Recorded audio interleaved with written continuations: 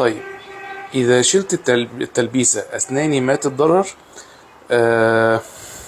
هو مبدئيا الف سلامه على حضرتك. ثانيا على حسب انا بشيل التلبيسه ازاي.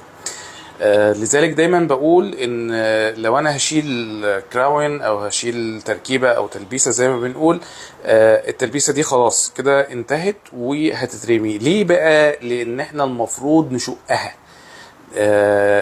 ناخدها كده نشقها كده نصين بعرضها كده، تمام، بحيث نخفف اللزق ما بينها وبين السنان، فنقدر نشيلها حته حته بالراحه خالص، فنحافظ على السنان تحت التلبيسه دي.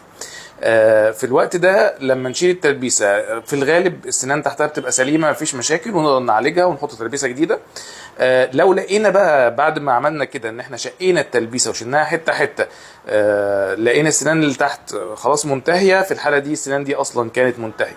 فلذلك ان انا اشيل التلبيسه لازم يكون بالراحه خالص، وان انا اشقها مش اخلعها مره واحده كده عشان ما تكسرش السنان اللي تحتها. وبعد كده بنبقى نحط تلبيسه جديده. فشيلان التلبيسه ما بيضررش السنان، بس اهم حاجه هتتشال ازاي، لازم بيكون بالراحه خالص. انا دكتور محمد نجيب زياده، وده مركز مصر طب اسنان. لو عندك برضه اي اسئله تانية سيبها لي في الكومنتس ونجاوب عليها باذن الله. سلام.